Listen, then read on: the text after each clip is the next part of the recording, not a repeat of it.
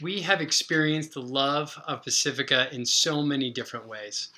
But the way that comes to my mind that's most extraordinary is when my then 5-year-old son Griffin became so sick that we had to take him to Chalk Hospital. He ended up having something called staph scalded skin syndrome, but at the time we didn't know what it was, and he was in a ton of pain.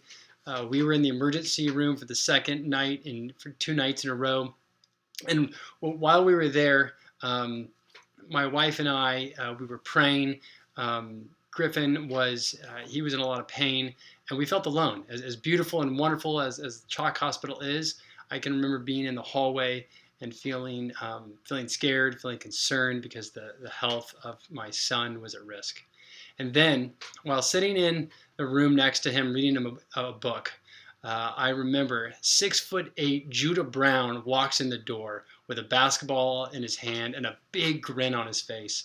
And he smiles at Griffin. And Griffin, you have to understand, is a huge Pacifica basketball fan. And he smiles at Griff and he says, "Hey, man, I brought this for you." And he had a ball signed by every single one of the basketball players on the Pacifica team.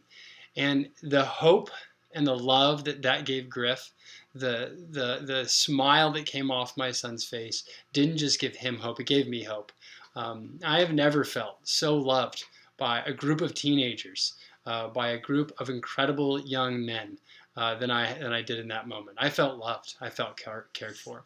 And I am extremely grateful for Judah and Coach Bearkoff and the whole basketball team for the way they cared for me by caring for my son.